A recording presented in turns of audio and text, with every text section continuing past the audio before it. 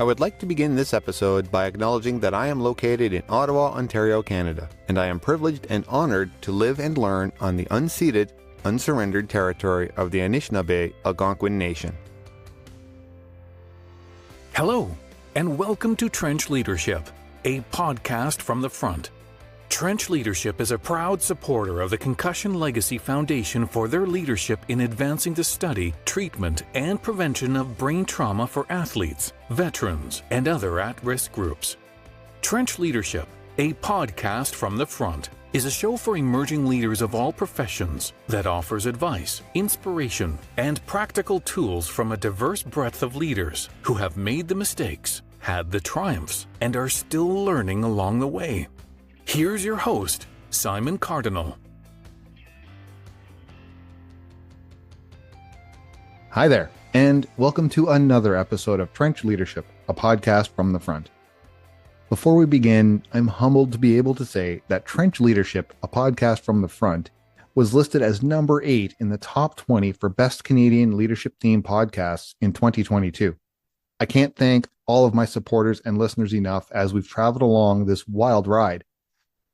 But stay tuned, because 2023 will have even more guests with rich and impactful stories, advice, and inspiration as we all continue to lead from the trenches. But for now, it's about this episode, so let's get to it. Fear is the most basic of human instincts. We need it to tell us when to be cognizant of impending danger. And there's a reason why there have been many episodes to talk about fear and the power and the dangers of it. The challenge with fear is that it can and wants to take over. Fear wants to keep us inside our comfort zones, keep us safe, secure in the knowledge that if we don't push ourselves, we can't get hurt. But for leaders, the question is, how can we harness this power of fear to not only survive, but to thrive? And so, in this episode, you'll hear from Richard Blank, CEO for Costa Rica's call center, who will talk about his experiences with fear in the workplace. Richard will use his personal and professional examples to talk about how emerging leaders can live with their fear, use it to create strong and powerful teams. Lastly, Richard will give practical advice to leaders so they can use their fear to help themselves and their teams thrive. But as always, it's never about me. No one wants to hear from me. They want to hear from the guests. So I'm going to try and be quiet and introduce Richard. Hey, Richard, how's it going out there? Hey, Simon, I'm so happy to be with you and your audience today, and got a lot of great ideas to share with you. And I believe that we're going to put fear to bed. It's something that I know we'll be able to take care of on this episode. Well, that sounds fantastic. It's an important thing. It's a very important topic because it comes up a lot. People speak about fear a lot, which we'll get to a little bit later on. But for now, what I'd like to do is I'd like to hear about your journey. Let's tell the listeners about Richard and how we got to this point. Well, it definitely begins in Northeast Philadelphia. When I graduated the proud Abington High School back in '91, I decided to be a Spanish communication major. I love those sort of classes. I was really more of a humanitarian in regards to my studies. So I went to the University of Arizona, and I was there for 5 years. It's too much of a fun school just to do it in 4. But I also spent my junior year abroad in Spain. So I got to master the language. And when I came back, I was an intern for Telemundo. Post-grad, I sold beer for Corona. So I always had fun jobs that involved public relations and Spanish and really getting myself out there. But Simon, when I was 27, I was given a 1 in a million opportunity to move to Costa Rica. And I took it. And I worked at my friend's center. Was there for 4 years, not sea level. I was in the cubicles with the agents. I saw the good and the bad and the happy and the sad and broke bread. But I also saw something, the art of speech, and where you could extend dignity to the people that work with you. And just make sure you give them that sort of self-reliance and self-confidence. Instead of burning out or pushing away a career, they can actually thrive and grow within something. And so for me, I decided to stay. I've been in Costa Rica for 22 years, celebrating our 15th year in business of owning a call center. And there was a lot of twists and turns, Simon, that got me here. And I'll definitely pick it apart for you and explain how I was able to not conquer my own fear, but a lot of the fear that other people had. The naysayers and gray believers and the Debbie Downers, well, I had to put their fear to rest as well. And so we can collectively talk about all those different angles that influenced a lot of my decisions on my journey. Well, thank you so much for offering a little bit about yourself and understanding how we got to this point, because you're right, there are many Debbie Downers out there. And I think one of the things that's interesting is in a lot of organizations, the metric that we tend to use, especially in North American culture, the metric that we tend to use to gauge our success is how quickly and how high up the particular rank structure or the chain of command, from to use some of my military parlance, how quickly we get up these particular things. The irony of that is if you go too quickly or you do it in a different way or whatever, quite often you're being judged for being that person who's moving up the chain of command, and that causes a bunch of the Debbie Downers, and it can be challenging, and it can cause a lot of fear and anxiety for people. Do you have any thoughts on that at all? I most certainly do. The fact that I was never a supervisor, I was never a manager. I went from call center agent, best friends with the owner, to owning my own company. So I guess what it did was it preserved my essence. So I never sold out. I didn't have to backstab or play office politics or be somebody that was not myself in order to get that promotion. So I guess my style is still very pure.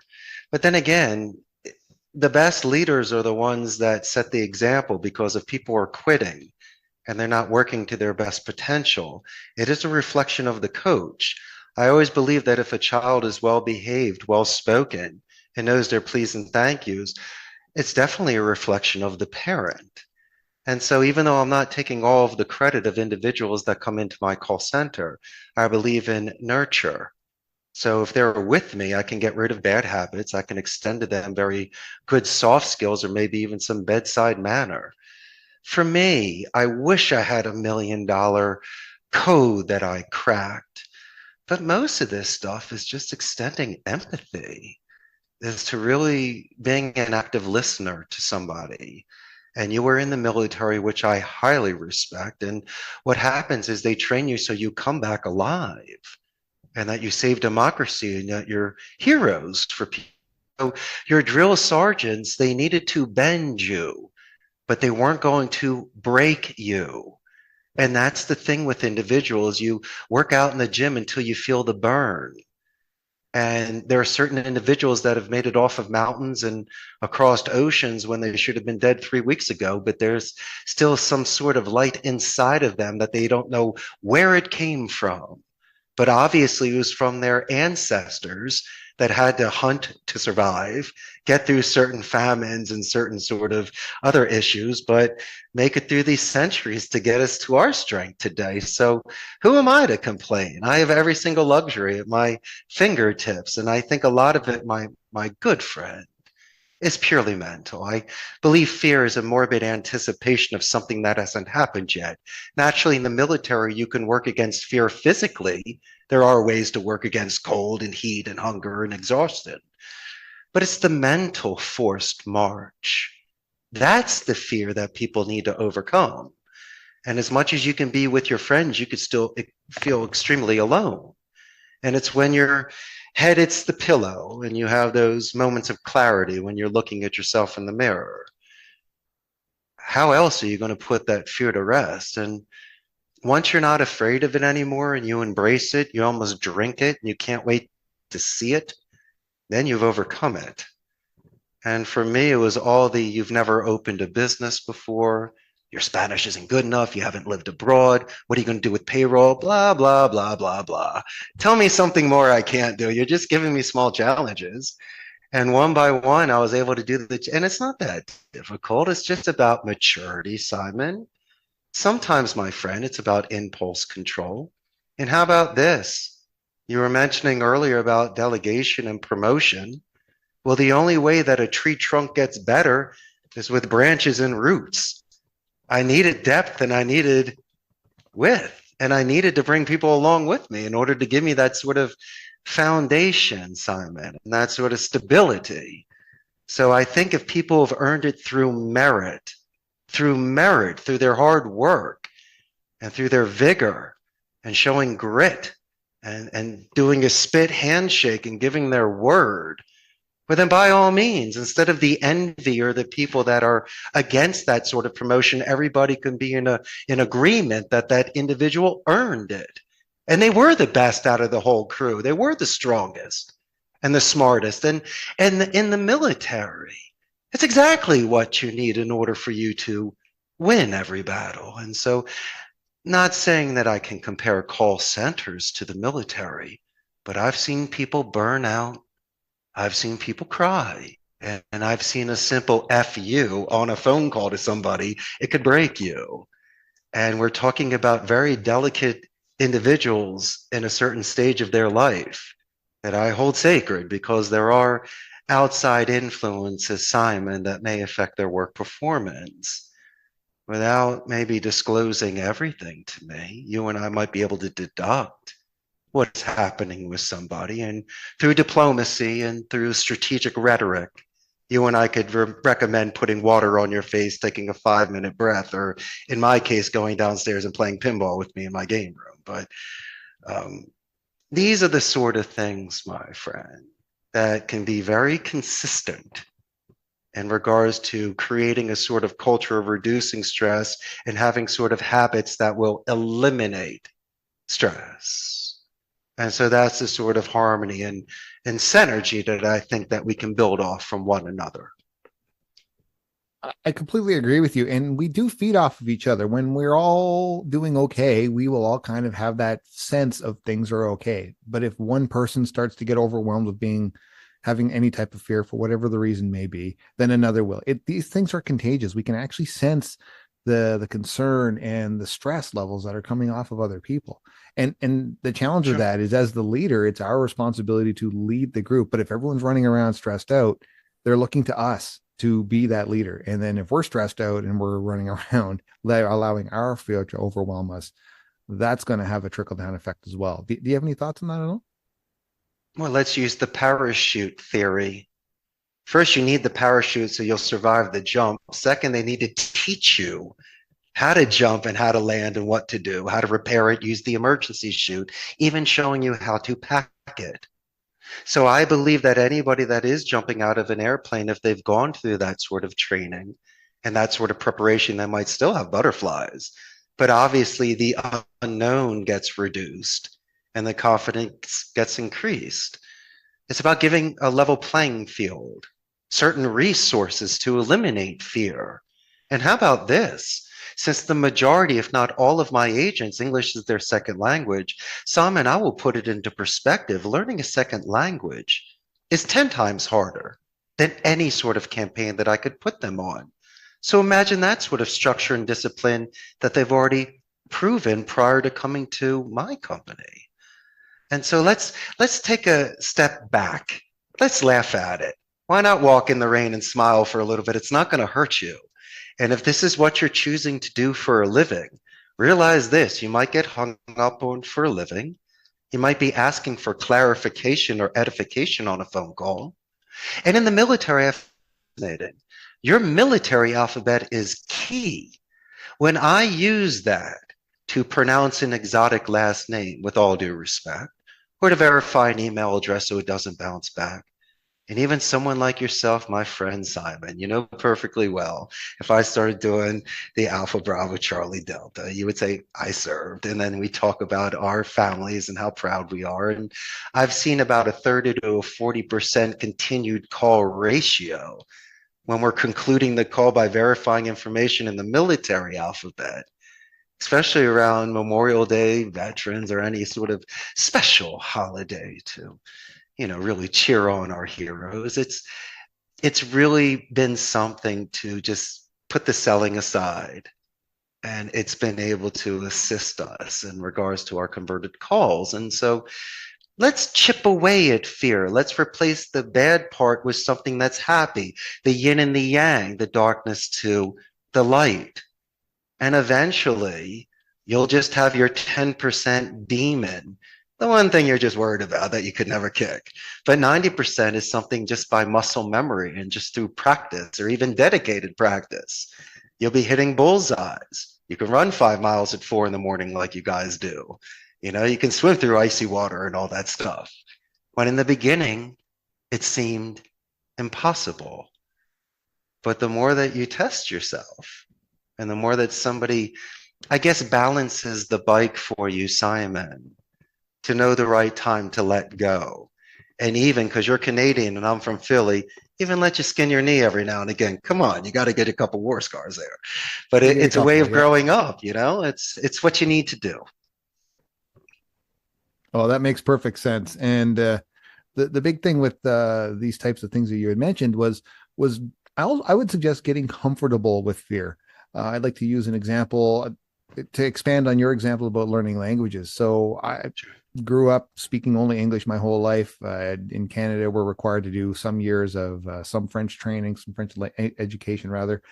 But I joined the military. I did a bunch of different things. And then, so at 42, the military decided that I was worth putting into the succession planning program. And that meant that I needed to be bilingual. And in Canada, our two official languages are English and French.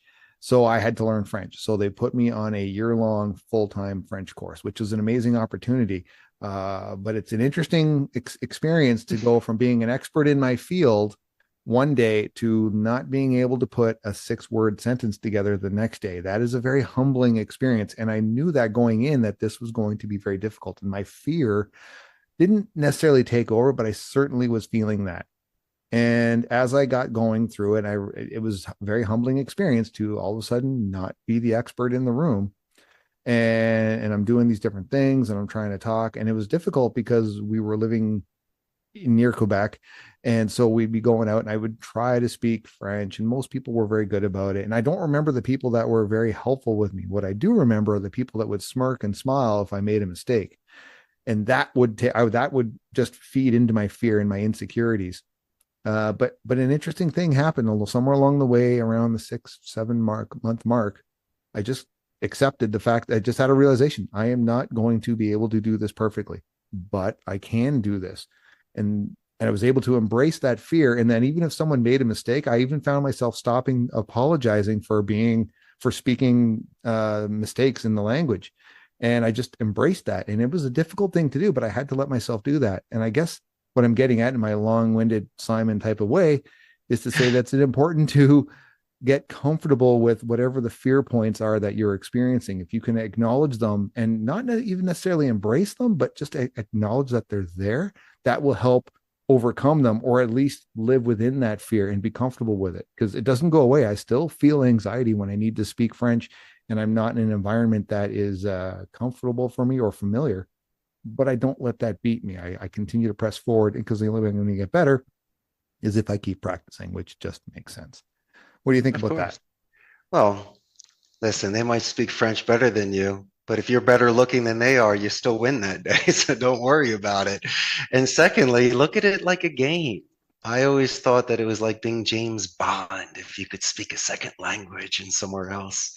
And also, the doctors say that crossword puzzles in second languages are the greatest way to keep your brain active in your later years.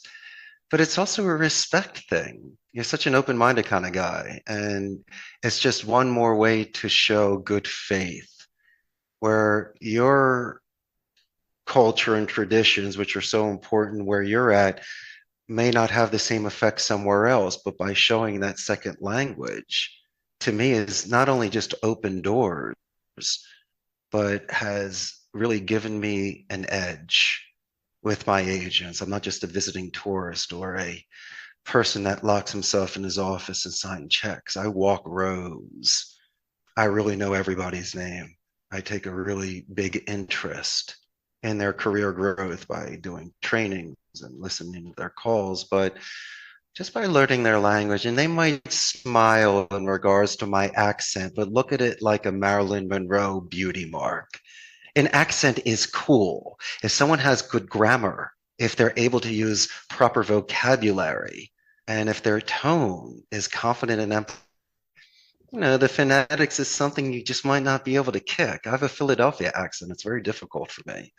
But by living in Spain, I learned a certain tense, the vosotros form, mastering the subjunctive tense. I mean, these are the things that I find beautiful in romantic languages. It talks about desire and doubt. So it really gives the person the ability to do some real depth expression. and to really convey their ideas to somebody in a Renaissance sort of way. It's almost poetic. And for me, I find it very stimulating because you can really paint more of a picture with your words than just having a sentence that comes out like a print. And so, once again, my friend, if you are just showing such good faith, if you're able to jump clouds on just, vocabulary nouns and not know any sort of verbs or grammar structure, people will see that and will, anybody that laughs, that's my main man. At the end of the evening, they're going to love you anyway because you're going to kill them with kindness. And you may need to passive aggressively and inadvertently, Simon, teach them some manners and a lesson. That it's not going to be something, especially you, that's seen things and have saved the world. Somebody snickering at your accent in French is something you could easily conquer. So I think that's something that you just go there and you work through it, because once you master that, everything else will be candy. Your toes will be tapping. And for me, I needed to overcome that initially. My goal was to speak Spanish. And the ones that were really disrespectful, I'll catch you next week. I really don't have time for that. But the ones that paid it forward, that assisted me and gave me really cool expressions or worked on certain grammar expressions I had in a very patient way, I couldn't thank them enough. But I tell you what, if I had to sit there and study a textbook, which is the first 6 months, you really got to learn the grammar, it was monotonous. It seemed like a chore. But when you watched movies in Spanish with the subtitles, when you'd go out to eat, when you do other events, you become embraced in it. You live it. And there's a certain point to where your body, like a long distance runner, instead of getting tired, you almost start giving yourself the energy and you build upon it. You peak, and then it doesn't become difficult anymore. It's like hitting the gym, quitting smoking. There's 1,000 things you and I can discuss where it's the first step and the first couple of weeks are so difficult, but after a while you crave it and that's all you think about. You work your schedule around going to the gym, or going home and making a good, and then you start getting addicted to the languages. But maybe I'm getting a little ahead of myself. I mean, the important thing here is that each individual, I don't know how they were raised or the influence of their friends, teachers, sports coaches, what did they do to them to not properly give them the sort of backbone to be able to take the hits? It's true. And because it's almost like the Rube Goldberg effect. And this is a mental thing. His are the non-electrical machines. 99 times it doesn't work. It's the 100th time. Pro golfers that get the 1 or 2 hole-in-ones in a whole career. What is your long distance thinking? What's the long game? Because if you can't handle this, how are you going to handle the bigger stuff? How are you going to handle a mortgage, raising children, raising grandchildren? Even as you say, running a company and being a CEO, if you can't even make your own bed and take care of your own health, show up on time. Yeah, but things are tough. Well, name me one person where things aren't tough. That's what you signed up for. Exactly. These are the sort of prices that you pay. But as I say, unless you're not doing something unethical, unless you're deceiving people or being facetious, that's a completely different story. But if you're doing the things correctly and you are showing up at your job and you're treating people a certain way, that fear should immediately be reduced. Because you see the score and you know exactly what you're working with. And I think that gives people a lot of peace of mind. I completely agree with that. That peace of mind is important. And we only, more often than not, the way to get to there is to work through the fear, work within it, as I love to say. I am curious, when we're talking about fear and what we're doing, what would say to people, or what advice would you give for helping people understand when they're living in a fearful moment? Because quite often when we're in the moment, it's very, very difficult to see that we're afraid, that we're stressed out, that we're doing these different things, and that's affecting us. So would you have any type of physical signs or things that you would recommend to people to say, hey, take a moment and and see that you might be living in a fearful moment. Absolutely. And we're talking about face-to-face, micro expression reading and body language. Is that correct? Anything that you think would help someone understand when they're stressed out, when they're living in a fearful moment, or help emerging leaders so that they can help their other team members see when they're stressed out or they're being letting fear take over their Excellent. moment. Let me give you the psychology first, and then I'll give you a certain sort of offense and defense to that. The psychology is it depends on this individual. That's number one. And number two, there are sort of reactions that people have that you may or may not be familiar with. And you have to also put into consideration the sort of semantics, the word choice that you use, what the authority is, who the person receiving it is, the time frame on it, sense of urgency and stuff like that. But let's just throw someone into a Thanksgiving dinner with family, potentially very serious argument situation.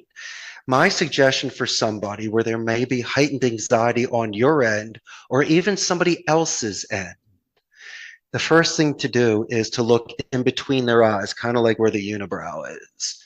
There's energy givers and energy suckers, Simon. If we are looking at each other and we're positive, share the energy, go back and forth. But if someone could throw your game off, really with those beady black devilish eyes, just knock you out with that, I wouldn't give them that sort of advantage. I believe that looking in between their eyes gives them the impression that you're looking at their eyes. And secondly, it's not going to throw you off. 2 ears, 1 mouth technique. If you have the strategy of listening and speaking second, well, then by all means, let them tell you everything. There's a chance that your lack of preparation would be their emergency. Maybe something else that you might think is so important means nothing to them. Why sell steak when they want lobster? Slow down. You could be miscommunicating. There could be a perspective, an opinion, a moment. So I think the greatest thing is through deduction. You'll understand, and don't interrupt. Take notes, ask them again, are you finished? Is there anything you'd like to add? I always believe in neutral tones. I know it may be difficult. I think it's very important when someone is speaking to practice breathing in for, holding for, out for, holding for. Why? You're in the corner like a boxer. You're not talking. I know you're taking notes and listening. So why huffy puffy? Reduce it, slow down it, and you'll see through the hypotenuse, you will get a nice angle to be able to recharge yourself and to be able to listen to these individuals. Now, if you have the luxury of time, sleep on it, write a draft and don't send it. And maybe by the next day when you've thought about it and put things in perspective, you might have overextended yourself. You might have not said enough. Your tone might have not been appropriate.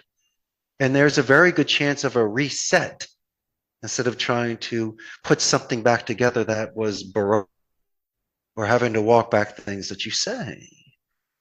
And what I try to do when somebody is out of character, and this is really not who I've seen the majority of the time, either A, I give them the benefit of the doubt, or B, it's almost like what they say with fire: stop, drop, and roll. Stop what you're doing, drop that topic, and see if you can roll forward, because obviously someone's upset right now. And I don't like things to be deal breakers, especially if a relationship has gone so far. You really should give somebody a mulligan every now and again, or a second shot at something. And don't be surprised if somebody comes to you the next day because you were very diplomatic and thoughtful. They'll come the next day realizing their mistakes, almost begging for forgiveness. And listen, if you can get through those sort of bumps with people, then you'll have the best relationships. I mean, because you judge character during chaos. And I've seen people I thought were not just friends, but let's say business-wise. I saw people during COVID that I expected to step up to the plate that disappointed me, and other individuals during, as I mentioned, chaos, that had the most level head. They could have done surgery that day. And they got promoted quickly because they showed that sort of leadership when the world was burning. And I believe people have their moments to shine, my friend. And it doesn't matter if you've been in my industry for 10 years. You could walk in the first day, and if you have that sort of gleam in your eye and spring in your step, by all means, you and I, Simon, add momentum to that. And we see how high you can fly and how far you can go. But you're my boss, Simon. You're not supposed to know my name. Well, maybe I'm the first one that does. Maybe I'll be that guy that really tells you how amazing you are, not because it's a Wednesday, because I listened to that phone call that you made last week with Mrs. Jones for 14 minutes. And I heard you confirming the order and talking about her dog and congratulating her on her wedding anniversary, and the fact that she asked to speak to your supervisor to let you know how amazing you were, because I guess what you did was you changed any sort of misconception she may have while speaking with a telemarketing call center agent. And so that's the sort of fear people walk into, sort of bad apples in an industry, or people that have not done the correct thing. When I say I own a call center, oh, Wolf of Wall Street, boiler room, I'm like, yeah, I could do it. Doesn't mean we do sell stock, but I could always talk about that. And I can also talk about some of the most amazing people that do this for a living, that help grow companies and retain clients that might be leaving and get referrals, and they can do upsells. Or how about this? You want to reduce some fear? Ask your client in exit interview on what you could have done to keep their business and what the competition did to earn theirs. So you might learn to tie your shoe and straighten your tie, and you had a little mustard on your face. Those are the things, my friend, through skinning knees, losing a client, and that sort of experience that eliminates any sort of fear when you happen to see that in the future.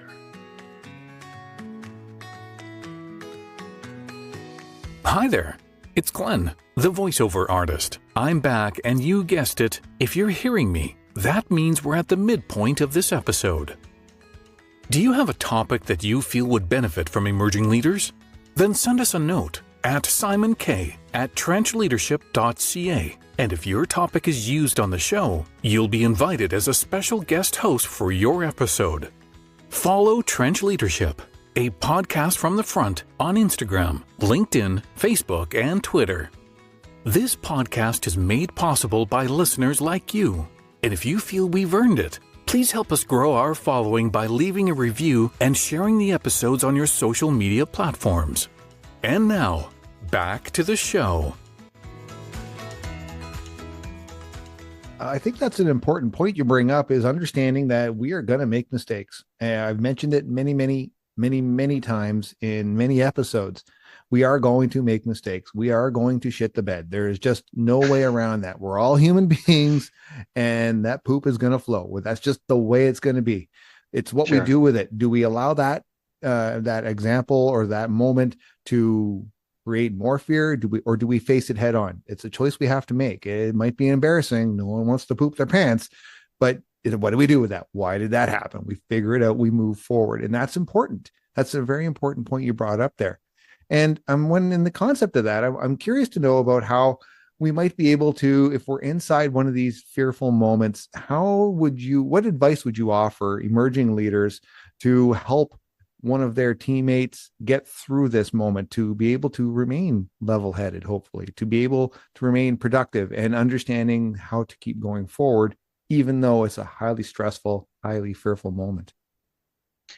Without knowing exactly the vertical or the past history of these two people, I will share with you one of my secrets that have assisted me in getting past these moments. When individuals are filling out their applications with us, they turn in their resume and they give me all the bells and whistles, Simon. But when I'm there, I ask them to turn their paper over and write me a couple paragraphs of a coming of age moment.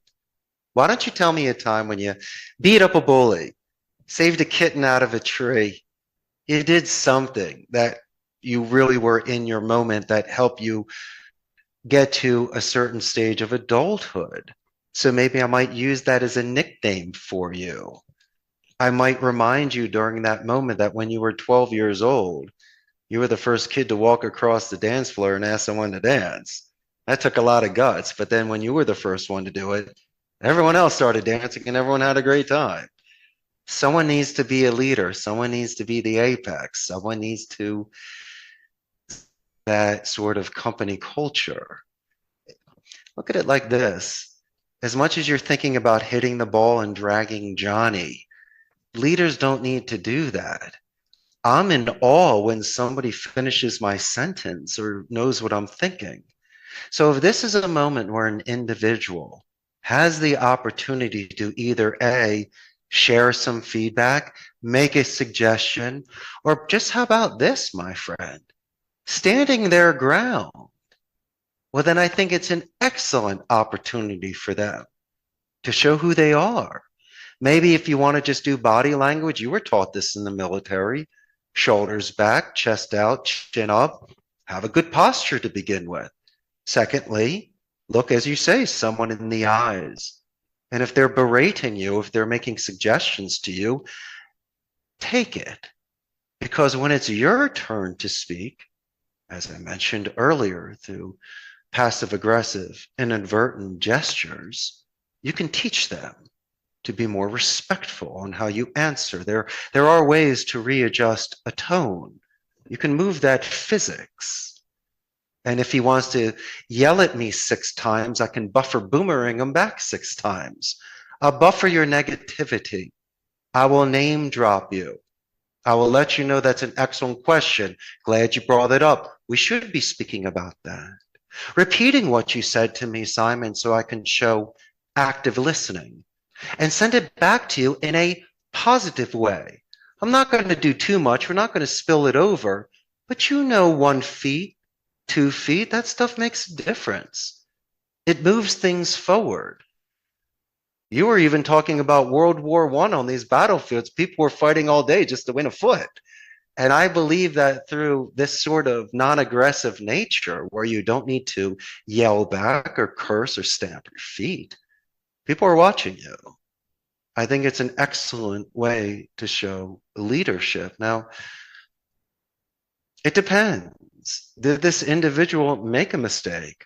Are they open for coaching? Are they open for suggestions? Regardless, I think the individual that might be putting that person into this sort of feelings should ask prior to saying something, may I make a suggestion? This was my technique, Simon, if I had to say something to somebody. First, I would get their permission to make a suggestion. I'm the boss. Of course, they're giving me the permission.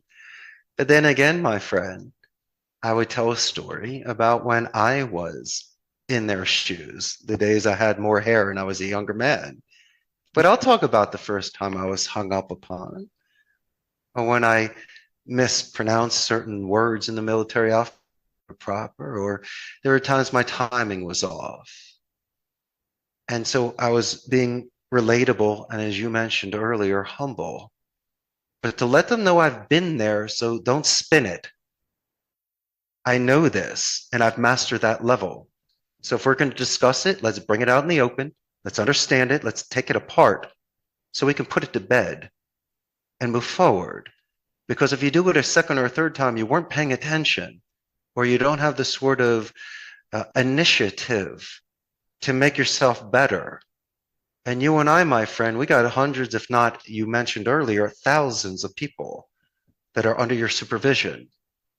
So I want to raise all the boats and everybody's going to win. But my goodness gracious, practice your violin for me so we can keep moving forward.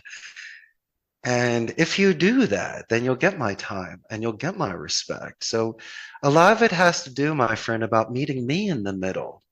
It's not about me doing the homework for you, Simon. That might help reduce somebody's fear as well.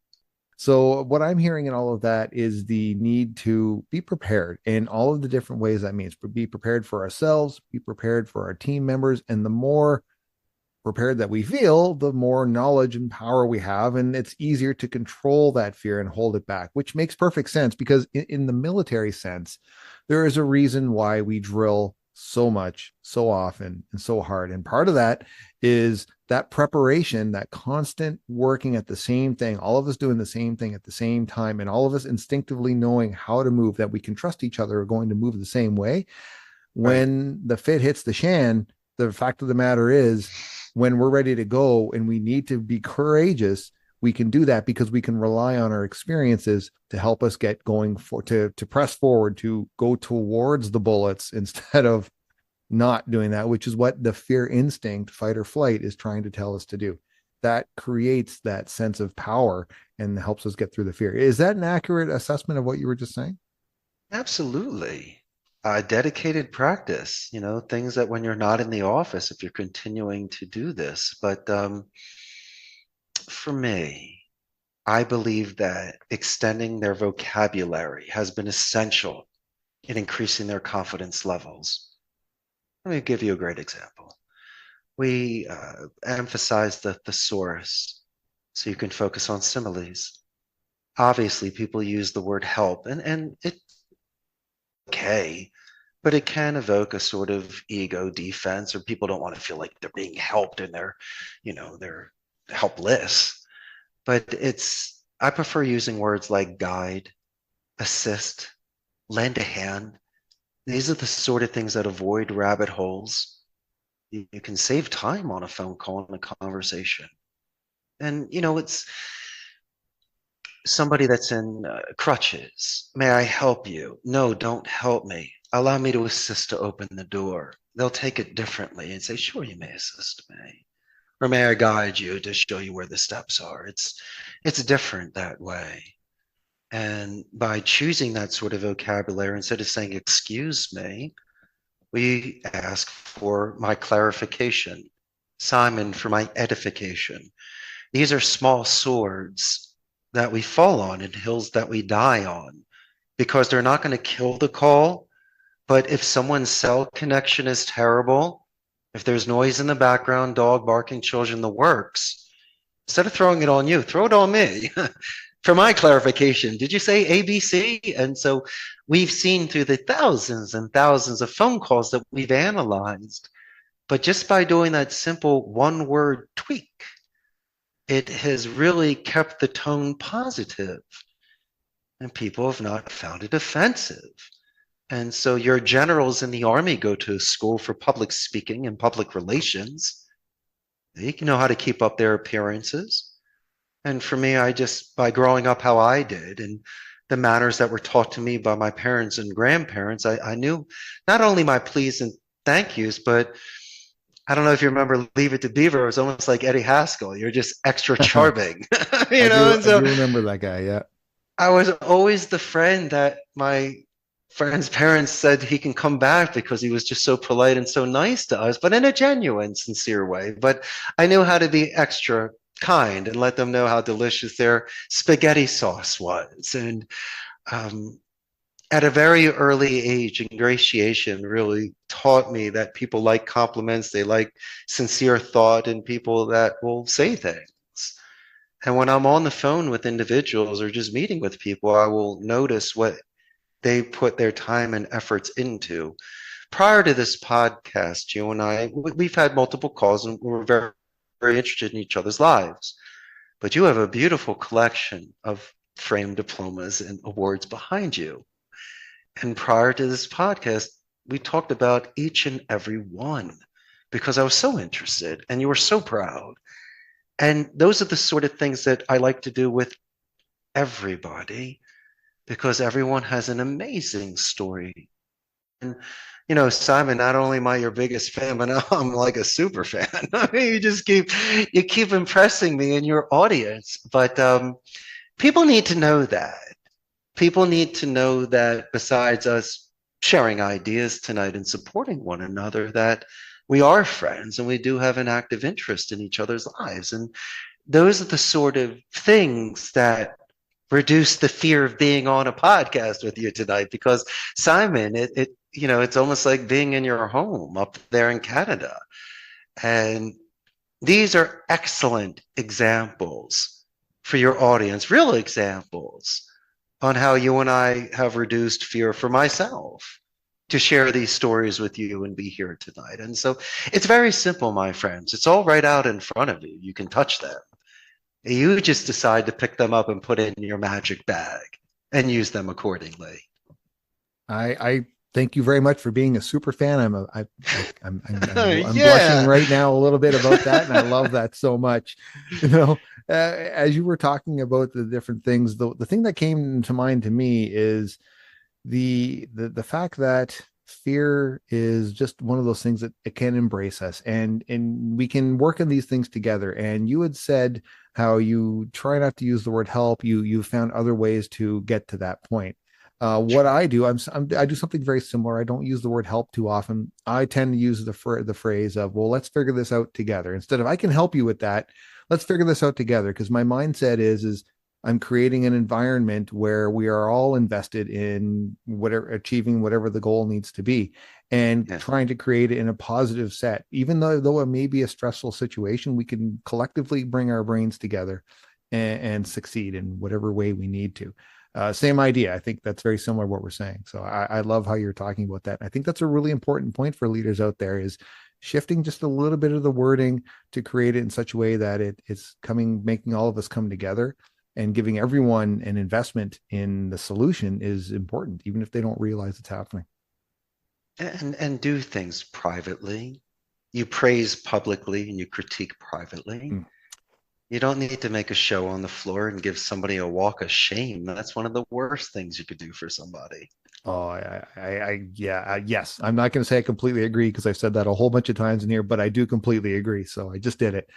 I do have to say that Margaret Wheatley is my all-time favorite leadership author. And if I ever have the opportunity to either meet her or big world dream, have her as a guest on this show, will blow my mind away.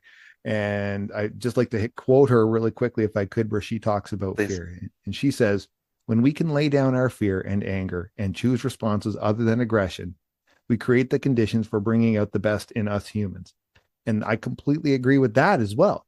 If we can recognize that we're having these aggressive moments and just put them aside. It's not easy. It's difficult, because fear tends to be an aggressive type of emotional mindset.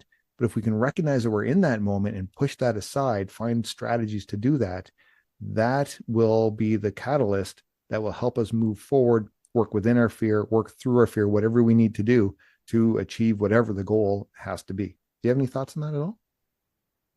Of course. And I guess I like to quote movies. I rewatched Dead Poets Society the other day. And when Robin Williams is whispering in the student's ear, "Carpe diem," while looking at these football players and these past alumni from the 19th and early 20th century, it hits home. When I go back to Philadelphia every 5 years for a reunion, I drive by my old neighborhood, and there are certain areas where my grandparents are buried, and I go visit them as well. And I let them know that I'm doing well, but it's also seasons changing, time is passing. And so I guess I'm shedding certain skins in regards to priorities. Things that were bothering me so back in the day really don't mean anything. Time's a ticking. I got another 50 years on this planet. I'm halfway there. I'm going to live to be 100, and that's it. And so what am I afraid of anymore? And you need to be comfortable within your skin. Obviously, you might have dreams as a child to be an astronaut. I'm not an astronaut. I didn't play professional hockey.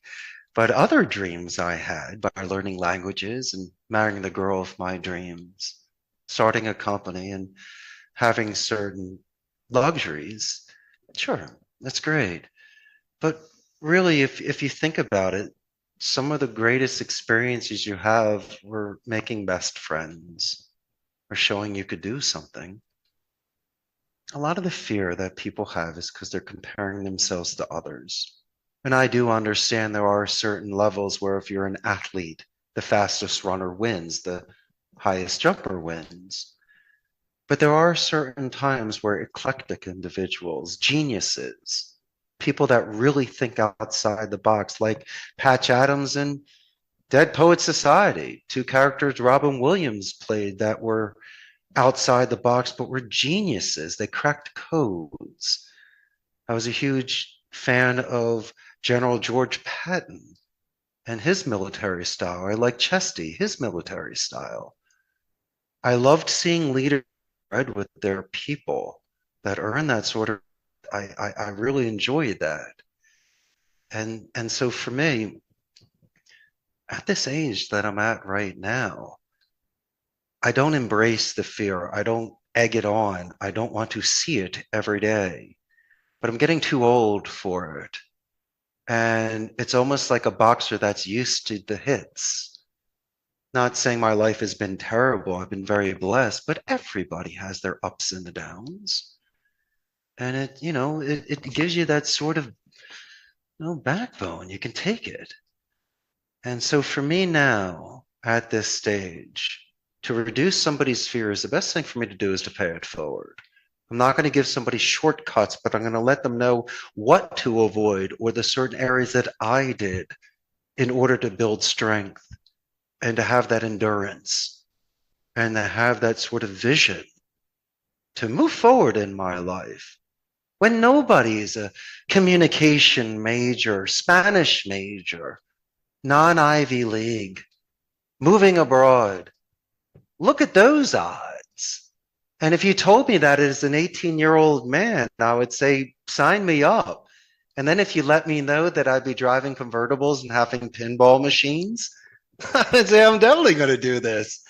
What are you afraid of? In essence, the major thing that people talk about on their deathbeds is regret. They wish they asked somebody to marry them. They wish they made that extra phone call to that client to close the deal.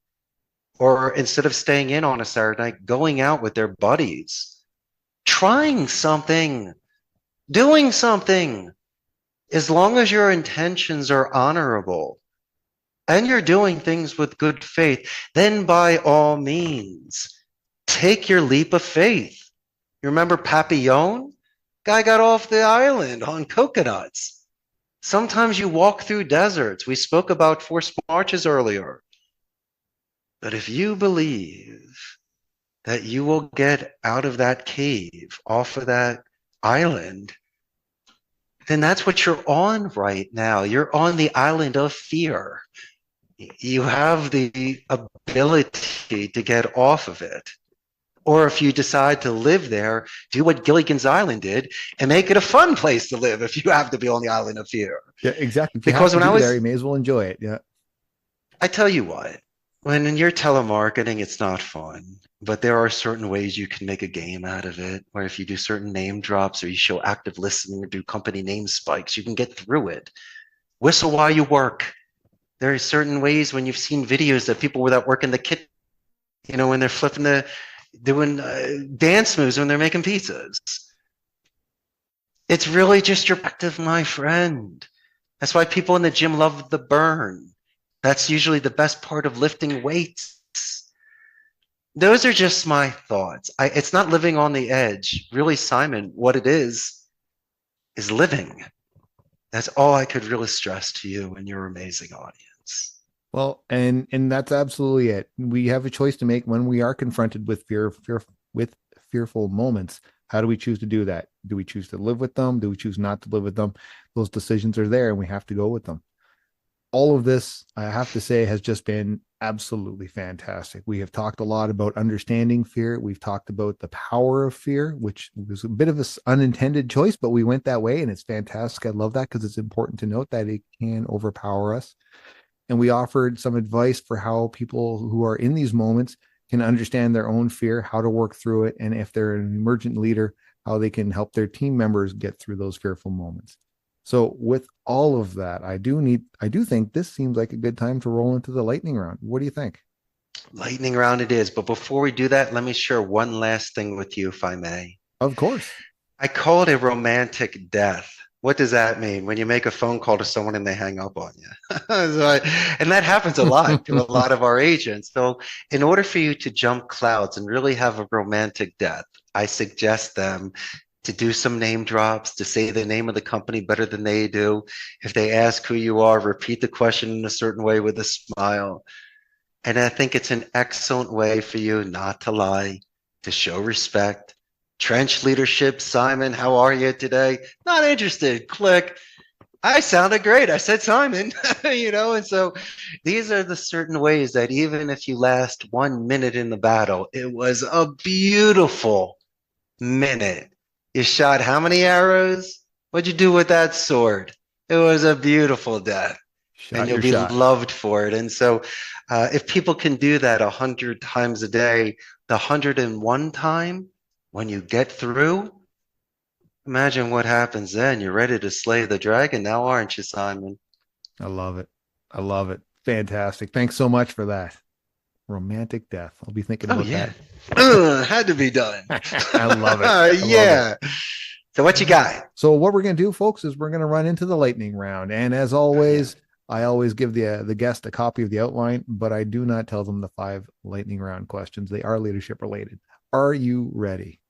Oh, I've been ready, my friend. Let's do this. Let's do this. Question 1. In 1 minute, describe your perfect leader. The perfect leader is humble. The perfect leader, in my opinion, is someone that has the luxury of a track record where they could show their progress. They can properly explain in the most simplest of terms how they begun their journey and what they were able to do in order to get to where they are today. And finally, the best leaders are the ones that break bread and have recess with their people. Ones that play pinball and air hockey and Pac-Man with them. In my opinion, retro arcade gaming, those are the best leaders. I don't even get me going about Pac-Man. I'm totally in that era with you, so I love it. I love it. Question 2. Cup half full or cup half empty? I always believe in half full. If you just gave me a cup, I'd be happy with that. Even if you just spoke to me and gave me the opportunity to have that question, I'd be happy. Really, it's about your perspective. I wake up every day and I'm very thankful for my life. And I believe that this is a gift. And as my grandmother said, it's also a dream. And so for me, if you want to look at it in a certain perspective, does that glass even exist? In my world, it doesn't even matter. Without the glass, my toes are still tapping. I love it. Question number 3. If your leadership style was a famous actor, who is it and why? Oof. I believe if I had to choose, it would be one of my favorite actors of all time. I can't even compare myself to this individual, but you asked me, so I'm going to answer anyway. I would love to have been associated with the late Basil Rathbone back in the 30s and 40s when he was Sherlock Holmes, with Nigel Bruce, when he would walk in the room and his rhetoric was just so choice.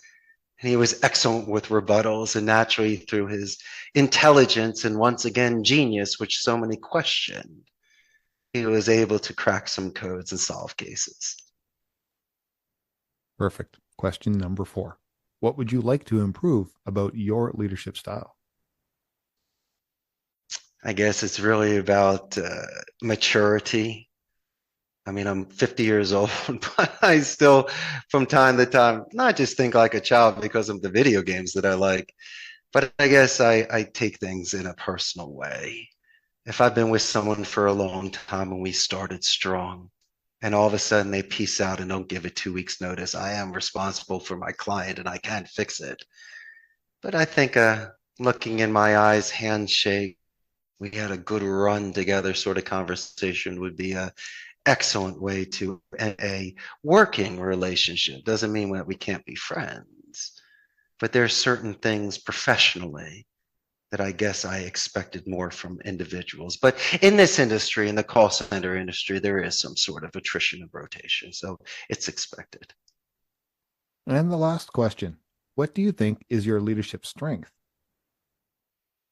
My leadership strength is the fact that I show empathy towards individuals. I love the people that work with me. I didn't say for me. They work with me. I believe in circles. I believe in synergy. It's not me sitting at the head and everyone else beholden. There's no proletariats in my call center. Everybody's an aristocrat. And the fact, as I mentioned, I walk rows and break bread and play games with them and invest in their careers. I believe that I'm making my Richard Circle complete. Costa Rica has given me such incredible opportunities. The least I can do is to give this back and feed families. Thank you very much for that. That's it. That was the lightning round. That's not so bad. No problem. It didn't hurt. Where's my lollipop? Yeah, exactly. I'll mail it to you for sure. We'll get you a big Canadian one. It'll be fantastic. It'll be maple syrup and poutine. So listen, Richard, this has been fantastic. We have had a very rich and deep and meaningful conversation talking about fear and all of its different ways. Maybe not necessarily all of its different ways, but certainly quite a few of them. If people want to hear more from you, they want to hear more about your story, your impact, or they want to learn more from you, how can people do that? Well, I believe they should buy a first-class plane ticket and come fly down and come visit me, especially when it gets really cold up there in your winters. It's happening here now, so you may have a guest in me here in a bit. Perfect. And we have a very large Facebook fan page, about 105 local Costa Rican Ticos. And once this goes live, Simon, you're going to have so many new fans. And it will also give your audience a chance to see the business process outsourcing industry, the pulse of it in Central America. Now, just real quick, we're north of Panama, south of Nicaragua. We're the only democratic society in Central America. There's no standing army, Simon. So we have a 95% literacy rate. They put all that money back into education. We have the best infrastructure. They claim that Costa Ricans have the most neutral in regards to English accent. And companies such as Amazon, HP, Intel, and Oracle are here. They're known for medical tourism and especially ecotourism. So if you love surfing and zip lining, waterfalls, monkeys, iguanas, and butterflies, this is the place to be. And I got 1,001 questions for you and your audience. You sold me on it. We're going to have to talk about this afterwards. This has been fantastic. Thank you so much for your time today. And I'm excited to get this out there so that people can learn from your wisdom and obviously the love that you have for helping other people. It just oozes out of you. And I've just enjoyed this so much. Thank you so much for your time today. Pleasure was mine, Simon. Thank you. Well, that's a wrap from the front. In this episode, you heard from Richard Blank, the CEO for Costa Rica's call center.